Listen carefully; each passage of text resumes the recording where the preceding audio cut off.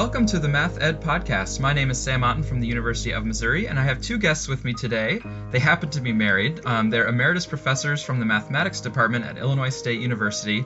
And with me is Nerida Ellerton and McKenzie Clements. Thank you both so much for being here. Thank you for having us. Yes, thank you. Nerida and McKenzie are also called Ken. So Nerida and Ken have been around the world, working in quite a few different countries. They've done work on the history of school mathematics, so I'm really curious about your perspective. As you now kind of transition into retirement, we can look back at some of the work you've done and your thoughts about the field. So I want to go back to when you really started in mathematics education and you did your doctoral work. What were your experiences like as you were getting that PhD related to mathematics education? We could not enrol in Australia or in New Zealand in our PhD programs until we had completed all of the required graduate research courses. Our PhDs consisted entirely of actual research and no coursework because that had already been completed. So for myself, I did an honours degree in physical chemistry at the University of Adelaide, and the fourth year of that degree required me to gather much laboratory data, complete all of the coursework as part of that, and to prepare a 150-page thesis, which was then examined externally and was the basis of a publication for a major research journal. But then I was able to proceed to my PhD in physical chemistry, in which I explored both experimentally and theoretically how small molecules, which were mutagens and carcinogens, interacted with DNA, potentially altering its structure. Now that sounds very far from mathematics education, but I'll get to that. Two more publications in that area emanated from my work, and then subsequently I was awarded a postdoctoral fellowship in physical chemistry at University of California at Berkeley, and then later one at Oregon State University.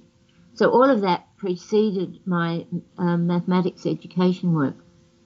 My second PhD was completed within the Department of Mathematics at Victoria University of Wellington in New Zealand. My chief supervisor was a mathematician, and my externally examined thesis was over 350 pages. But the research was a major one which required me to test whole school populations. That was the design of the study, involving about 15,000 school students in all, about half in New Zealand and the other half in Adelaide, South Australia. My study was aimed at testing the validity of extending Piaget stages of learning with respect to mathematics. Whereas my PhD involved a different pathway from Nerida's. At the University of Melbourne, I took postgraduate courses covering measurement in education, philosophy of education, sociology of education, and history of Australian education. Before doing those courses, I had done I'd had majors in pure mathematics, applied mathematics, and a minor in history. My master's thesis comprised a 350-page externally examined study on mathematics in professional colleges in Victoria between 1880 and 1920. I did all that before being admitted to PhD. My PhD was solely by research. It culminated in a 1,000-page, 3-volume history of school mathematics in Australia. While gathering data for the research, I worked in archives attached to the universities of Adelaide, Melbourne, Sydney and Tasmania, and also in archives in many schools. I also recorded interviews with many education old-timers. The doctoral dissertation was called a thesis, was examined by two external authorities. One was based in England, the other in Western Australia. My supervisor at the University of Melbourne was a highly regarded education historian, not a mathematics educator, who, because he was a journal editor, was able to teach me to write in a scholarly manner. I was a working class boy and I needed to be taught to write in a scholarly manner. 4 publications based on chapters in my PhD were published.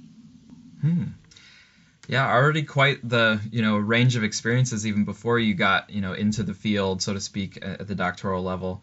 And we'll get into more of how those experiences have informed your work. But I also want to dig into a little bit of your specific research in mathematics education topics. So, Nerida, you did some research on problem posing. And I was wondering when you first became interested in that area of problem posing. And then maybe if you want to share some of the key ideas that you developed as you were doing that research. Well, when I was preparing my honours physical chemistry and then subsequently the PhD in that area, I was aware that the whole of the time I was posing questions and problems, and these were needing to be modified as I gathered data. So the data informed the questions. It's a different view from science, from what is popularly around. And this continued to be the case right through my doctoral and postdoctoral research. And I became convinced that problem posing and problem solving were intimately connected. So once I got into mathematics education research and I was gathering data from students, not only about the problems that they could solve, but I realized that if I could probe their ability and their adeptness in posing problems, this helped me establish what the limits of their understanding were, because you can't pose a problem unless you have an understanding of the mathematics, or at least you can't pose a sensible problem without that.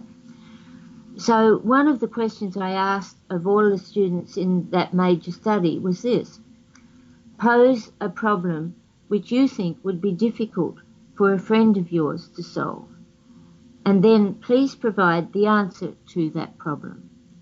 Requiring them to provide a solution, they had to keep the problem within the scope of what they could do, but by saying it was difficult, it was meant to extend them to their limits. So that was one instrument. And then another instrument that I developed for that research was a projective instrument for which participating students were asked to write a letter to a friend who had missed mathematics classes and to explain what had happened in that class. As part of this letter, students were asked to pose some problems related to the content that they had described and to show the solution, how to do it. And that instrument proved to be a very powerful tool which has much greater potential to reveal a depth of students' understanding about the mathematics they have been studying than simply asking them, well, what do you understand? Yeah, and that seems interesting to me too, where you can get insights into their understanding, but you can also get some insights into what they think mathematics is about. They think, this is the typical sort of problems that we're expected to solve, or you can maybe get some evidence of the full scope of what they think, mathematics occupies. So, and in my experience, a lot of times that's fairly narrow. Like they really just think there's a very narrow set of math problems that we're supposed to do in school, when really there's a wide variety of problems that could be very creative and very outside the box. Yeah, exactly. That's right. And those experiences challenged me to consider the dimensions and the significance of problem posing in mathematics. And indeed, being able to pose problems is, and I believe must be, more important than solving of someone else's problems. So in both my teaching and my research from the 1990s on, there was usually a problem posing component. In my teaching, I tried to model ways of integrating problem posing tasks into the curriculum and setting tasks for the students which involve posing problems as a natural part of what they themselves might do, either as a future teacher or for practicing teachers to reflect on their current practice. Mm-hmm. So in the early 1990s, I was at Edith Cowan University in Perth, and I supervised what I believe was a groundbreaking doctoral research study that was conducted by Elena Stoyanova. And she took up that challenge and probed how one might categorize different types of problem posing. And that research is still being picked up and has become a very basic reference in the literature. And then I guess culminating, you asked about some of the observations and so on. Between 2008 and 2015, when I worked with Mihaela Singer and Jinfa Kai, and we prepared together a special issue of Educational Studies and Mathematics on problem posing, and that brought together a number of well-regarded researchers and authors who have worked in that area. And that sprang from a major meeting at PME where there was a special interest group and a very large meeting and a lot of enthusiasm to bring a publication out on this area. And then, of course, we worked on editing a collection that was published by Springer in 2015 called Mathematical Problem Posing from Research to Effective Practice. I think finally I believe my major contribution to that book was a chapter that set out how problem posing might, and I certainly believe should be, become an important component of all mathematics lessons at whatever level. Ken, I want to turn over to you. You've done some research on algebra education and connections between semiotics and language and algebra and various things. So I was wondering when you became interested in those topics and what were some of the key ideas that came from your research in that area? Well, I taught in schools for a long time before I became a mathematics educator in a university, and all the time while I was teaching, I noticed that many school students had great difficulty with what seemed to be simple algebra. And so I began to work on why that was the case. Why was it the case that so many secondary students, for example, stated that 3a plus 2b was equal to 5ab? All teachers of algebra, all experienced teachers, know that is the case. Why does it happen? How could we improve the situation without encouraging them to adopt rote methods? Was it okay for a teacher to use language like, you can add and subtract like terms, but you can't add and subtract unlike terms? To me, that sort of language is part of the problem with school algebra. Then, when around 1970 I began to work with Zoltan Deans, I came to realise that the term algebra could involve much more than combining x's and y's, according to rules provided by external authorities. Deans had devised brilliant teaching strategies for engaging students in fascinating activities which help students to learn and appreciate the importance of structural properties with respect to numbers and other areas of life. When I introduced these activities to children, I found all of a sudden that the children learned to talk about closure, associativity, commutativity, identity elements, inverses, distributive properties, isomorphisms, and so on. It sounds impossible, but they did, and not only very bright children, all children, once they'd got involved in the activity. They seemed to begin to see algebra as something much bigger than merely learning to combine the x's and y's and to draw linear graphs. I also began to appreciate the power of the concept of a function and how this could enrich school children's ideas about relationships. During the 1980s and 1990s, I was challenged by the data generated by the famous students and professors problem. Write an equation using S and P to represent the following. There are 6 times as many students as professors at this university. Mm-hmm. Use S for the number of students, P for the number of professors.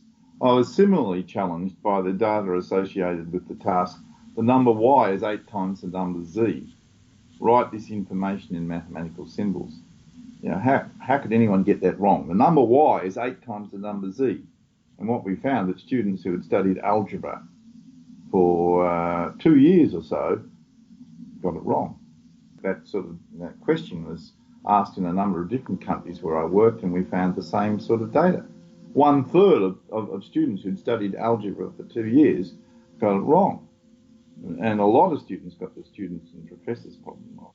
It seemed remarkable to me that many students who'd been studying algebra for years still gave responses like 6S equals P for the students and professors task and 8Y equals Z for the other task.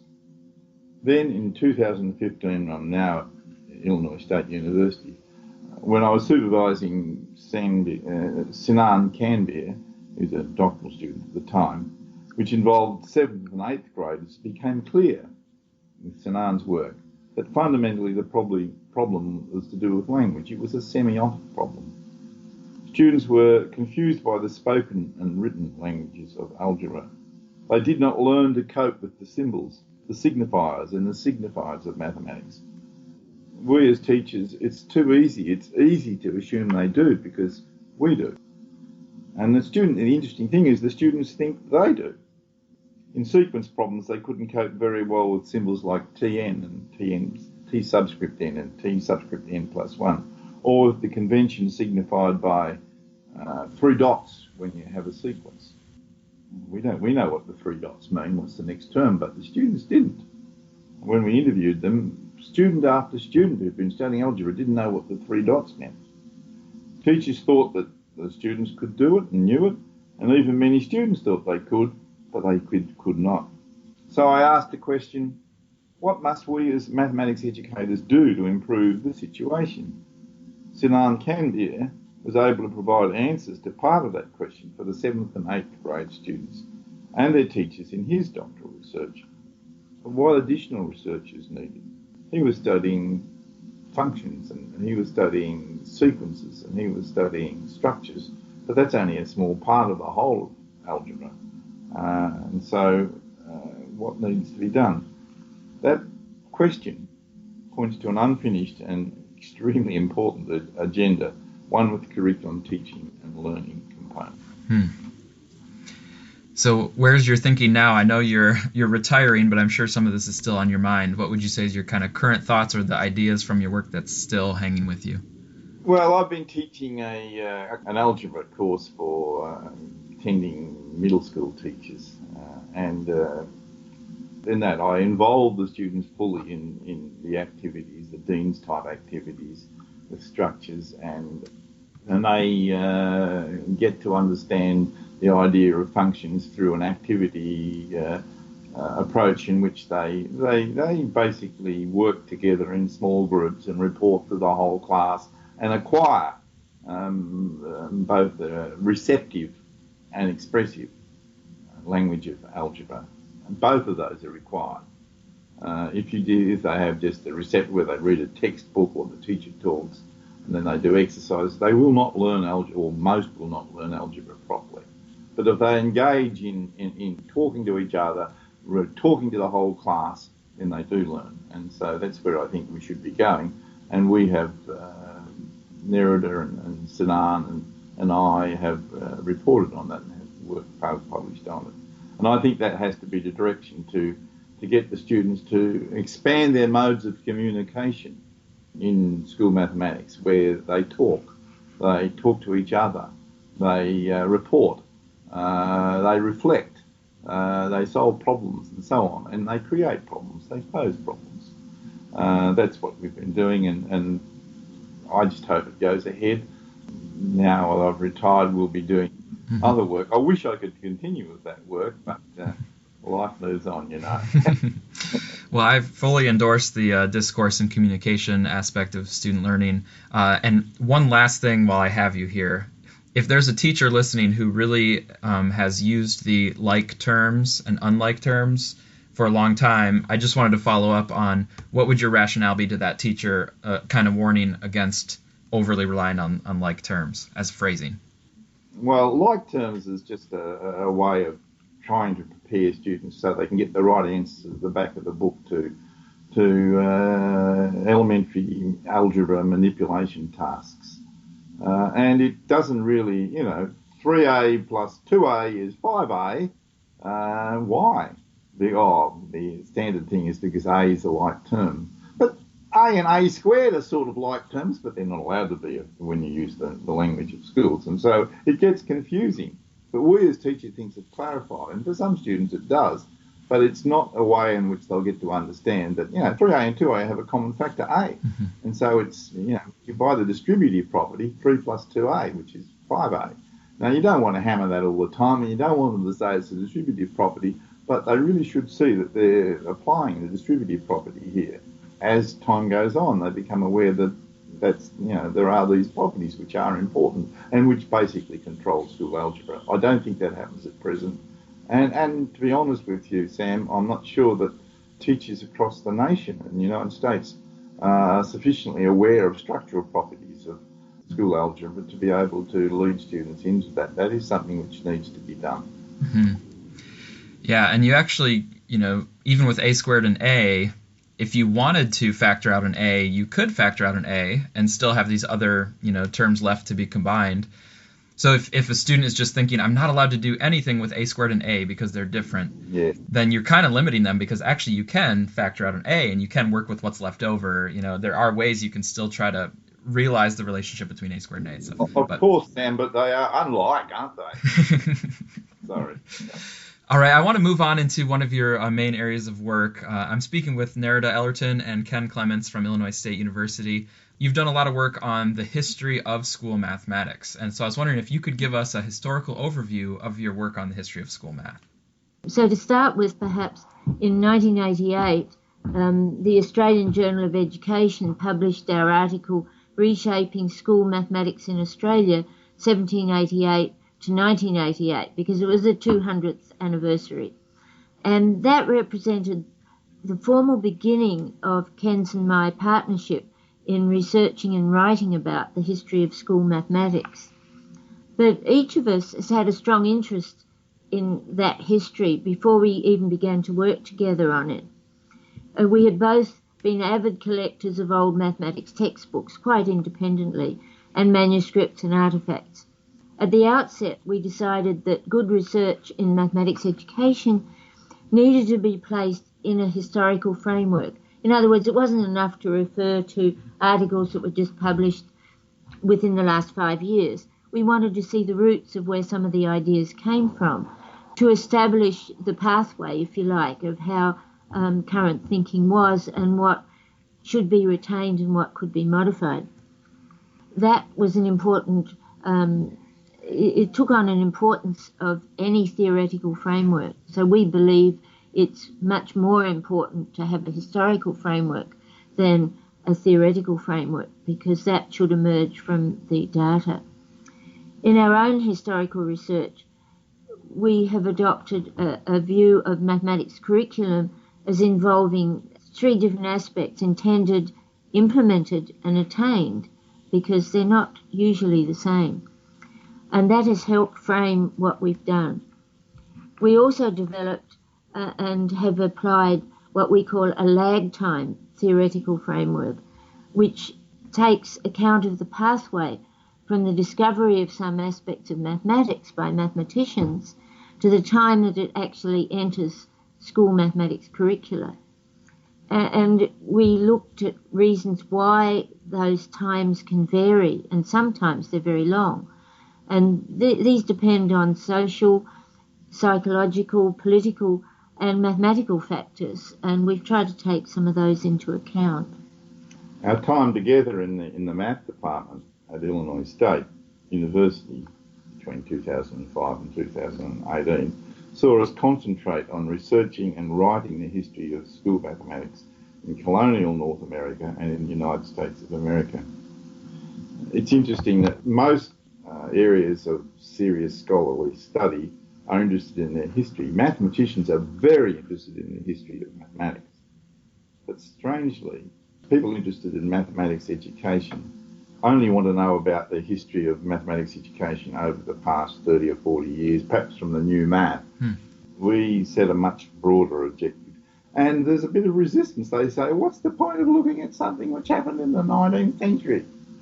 We became serious collectors of American school textbooks and of ciphering books, that's handwritten manuscripts from the 17th and 18th and early 19th century. After a while, we extended our collection to include books and manuscripts from other nations, and now our collection of ciphering books is easily the largest in the world.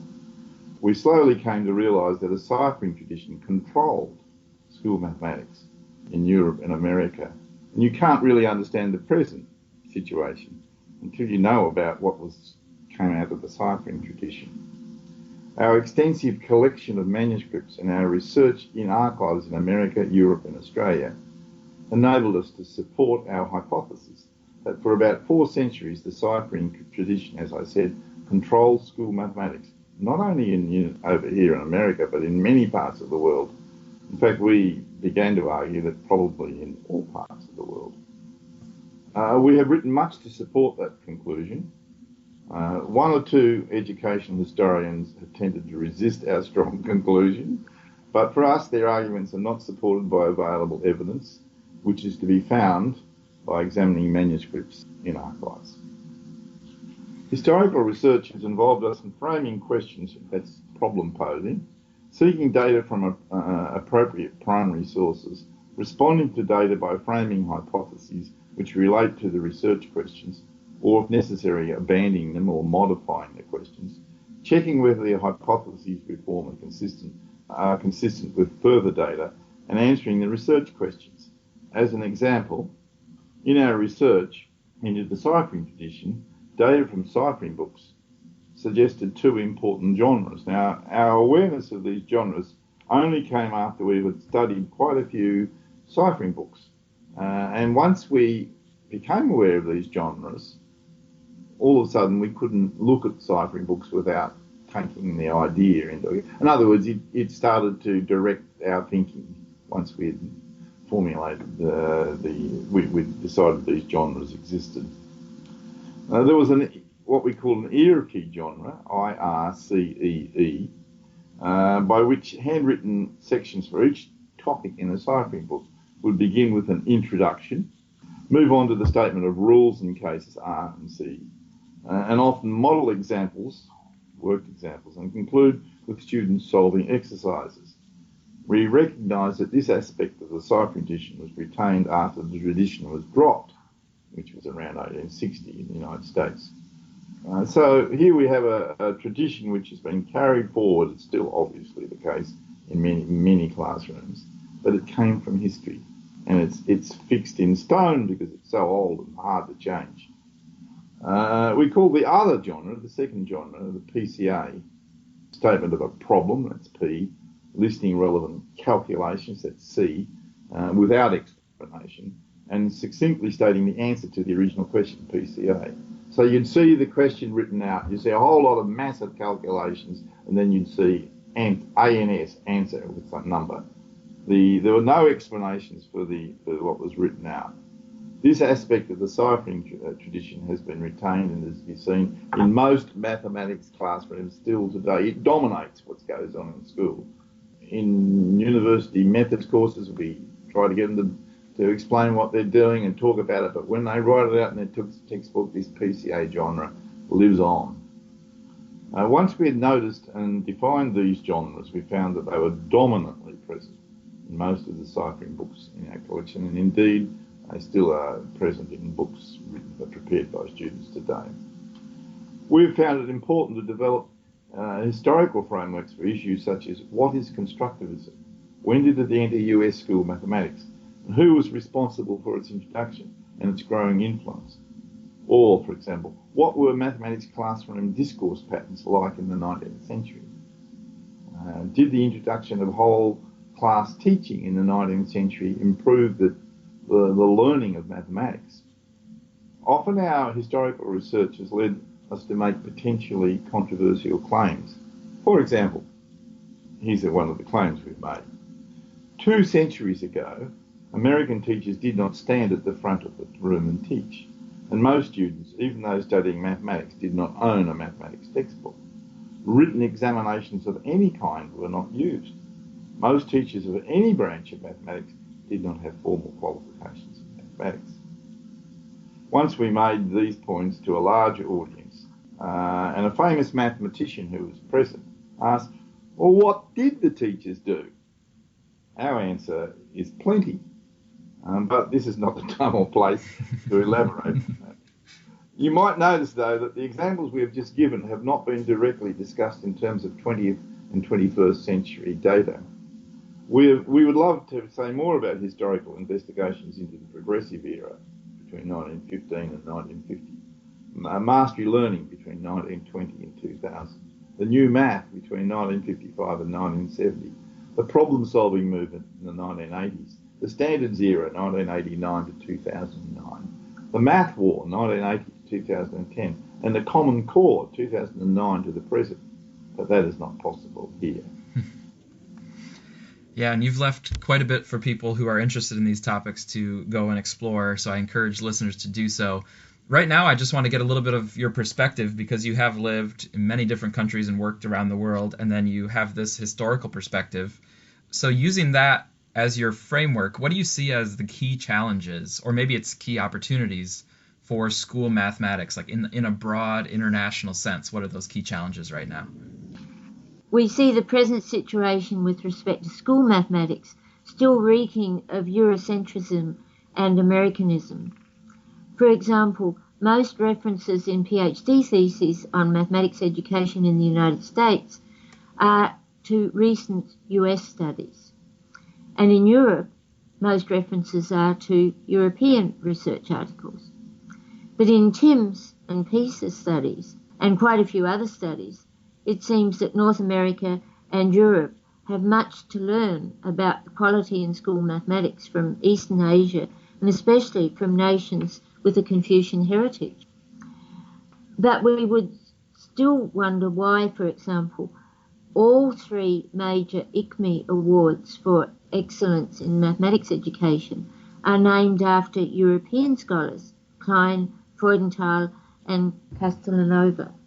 So there are a lot of questions there about the biases, if you like, of how school mathematics and mathematics education is seen. So please forgive us for saying that, but remember we are Australians, so we see our world is upside down, so we see things from a different perspective. Another major challenge is to sort out the achievement attitude dilemma. Why is it the case that Tim's studies have revealed that students in highest achieving nations, Japan, Singapore, Korea, Hong Kong, etc., have recorded the worst mean attitude studies on Tim's attitude scales? The correlation found in the 1995 Tim study was actually about negative 0.7.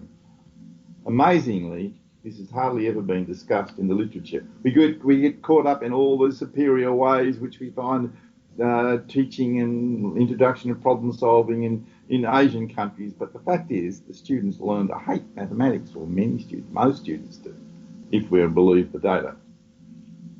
So what's going on there? I think we need to sort it out.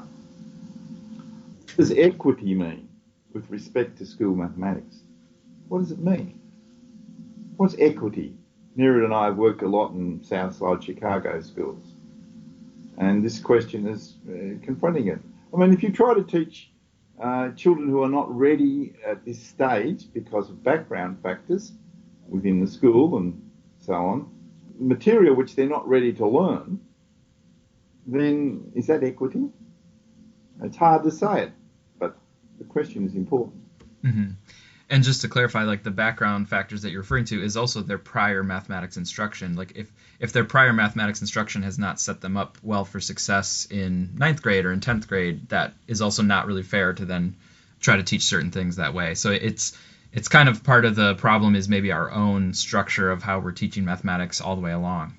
Yeah, well, that's exactly right. And we worked a lot with Australian Aborigines in Australia, and you know, these kids out in the outback of Australia, the fact is that many of them were well below what they were being required to learn.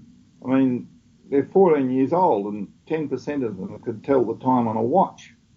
What's the point of trying to teach them quadratic equations if they have no idea what it's all about? Now, I know that brings up all sorts of controversial issues, but I think we need to face the realities of the situation and work out. I love mathematics and I want all my students to love mathematics. How are we going to achieve that, and that so they get to know the mathematics they need to know? Should school mathematics curricula be the same across different nations? Should school mathematics curricula be the same within a given nation? To me, there's too much preaching going on and not enough actual research and reality being put into the research. But anyway, that's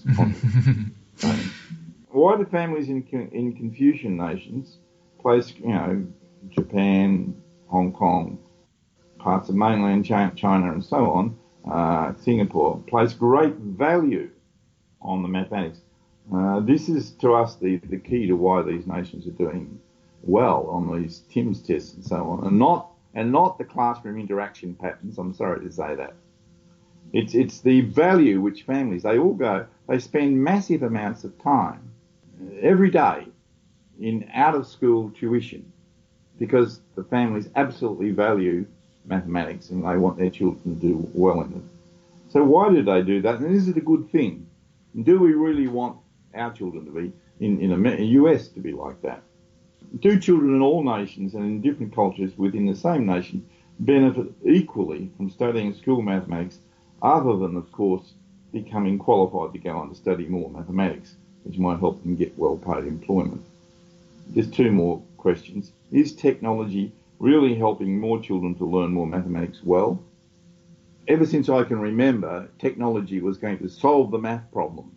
Calculators, computers, for that, radio, television, and graphing calculators and so on. And now GeoGebra and all those sorts of things. We're always told this is it, but it doesn't seem to have worked out that way.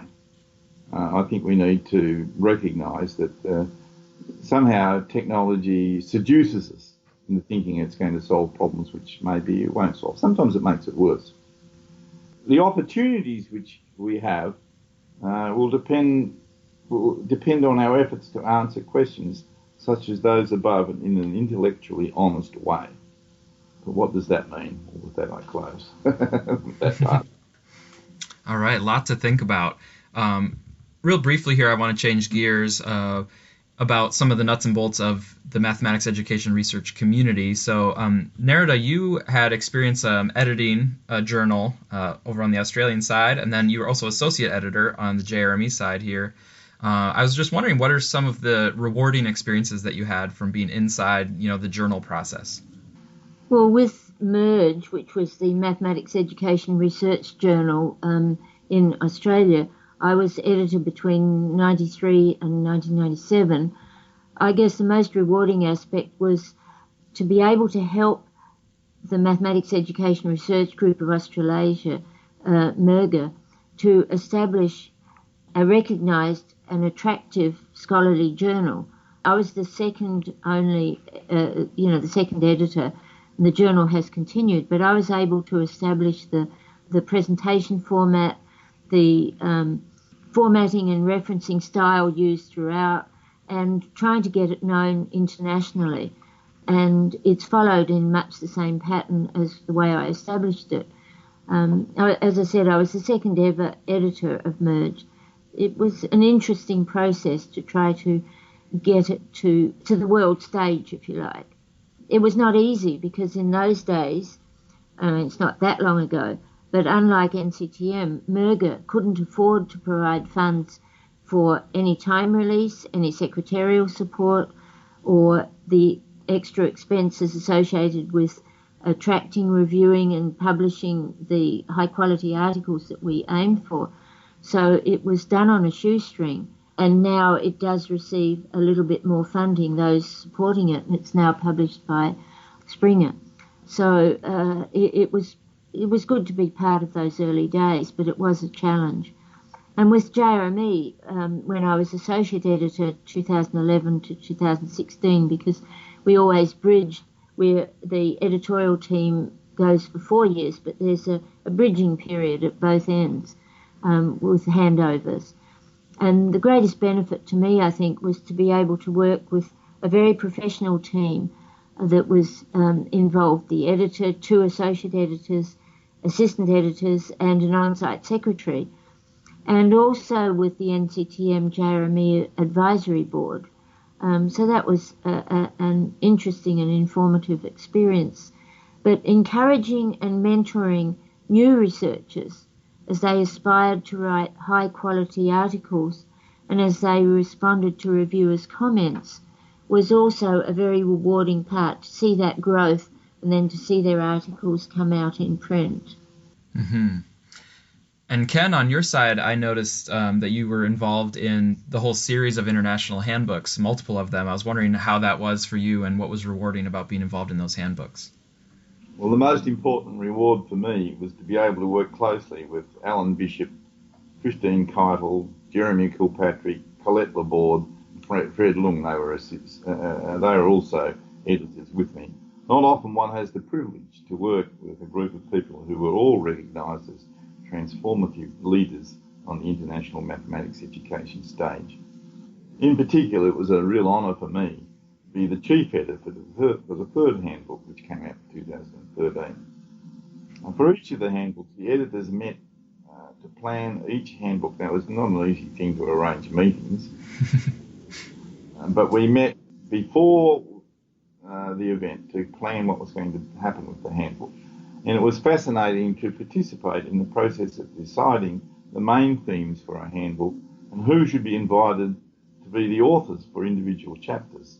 The selection of authors was not always something upon which the editors agreed, you can imagine, but once agreement was reached, there was no turning back. The editors worked together harmoniously. One of the policies agreed upon for the first handbook, and I have to say it was my suggestion, was that as far as possible, 2 or 3 authors should be invited to write any particular chapter, and that also, as far as possible, no 2 authors for a chapter should be from the same country. Another policy decision, which I also pushed, was that as far as possible, again, the authors for a chapter should not be known to hold essentially the same ideas about the major issues for that chapter. Actually, we sought people who had conflicting ideas to co-author chapters. As it turned out, these policy decisions sometimes proved to be impossible to implement for certain chapters, but in most cases they were implemented, and in my opinion they were beneficial. With the third handbook, I was successful in persuading the editorial team that each of the 4 sections should be structured on the basis of past, present and future aspects. The first chapter in a section provided historical perspectives. How did we get to where we are now? The middle chapters in a section analyse present day issues and themes. Where are we now and what recent events have been especially significant? And the final chapter in a section referred to policy matters. Where are we going and what should we do? In my introduction to the third handbook, I argue that mathematics education research has a vitally important role to play in improving mathematics curricula and the teaching and learning of mathematics. As a result of the expertise, wisdom and internationalism of both authors and section editors, the third handbook has provided an invaluable state-of-the-art compendium of the most recent and promising events in the field. There were 84 authors from 26 nations who contributed to that handbook, making it a truly international output, and perhaps more so than any other summary of mathematics education research ever published. Well, thank you to both of you for your service to the field in those areas and also your work. To close the interview here, I just want to congratulate you on your retirement, and I'm sure you're looking forward to some things. You're headed back to Australia. So what are you looking forward to the most upon getting back to Australia there down under? Well, thanks for those congratulations, Sam. Most of our children, grandchildren, and our 2 great grandchildren live in Australia, so we'll be closer to family. But no rest for the wicked, they say. We've established the Australian Education Heritage Museum, AEHM, as a not-for-profit undertaking at our property in Toowoomba in Queensland, which is located, the museum is located 2 hours west of Brisbane. We plan to have the museum operational on a day-by-day basis by about April 2020. The museum will have about 20 main themes. These will include mathematics education, language education, science education, history education and geography education. Other themes will be needlework, domestic science, measurement, sport and education, music education, Aboriginal education, colonialism in education, the influence of America on Australian education, the influence of the United Kingdom on Australian education and Asian education. Finally, we'll have themes on textbooks and the history of education, the ciphering tradition, one-room schools, distance education, early childhood education and technology in education. And believe it or not, we've collected lots of textbooks and references and newspapers and artefacts relating to each of those themes. So for many years, as Ken was saying, we have been collecting artifacts, but particularly books and newspapers, manuscripts for the museum. And we hope to be able to involve local schools and people from the community to work with us on the museum. And there's been a lot of local enthusiasm about that. One of the museum's 4 buildings will be a library that has 80,000 volumes in it. Another building is a large but one-room 1889 school building, which for Australia is a relatively early one, which we hope to have a classroom that children can come to and experience some of the experiences that children of that era would have enjoyed. So those listening to this podcast would be most welcome to come and visit us at the museum. There will be a website. It's not up yet because we're not there, but we will be reopening the museum then in 2020. And we're excited by the opportunity that our museum and its resources will provide for students, for teachers, researchers, and for the community at large. And we look forward to seeing you there as well. Yes, you listening to this, you've got to come to see the AGM in Toowoomba, Australia. Wonderful. Well, that sounds very great. Thank you so much for sharing about that and for looking back at your career with us. Thanks, Sam. Thanks.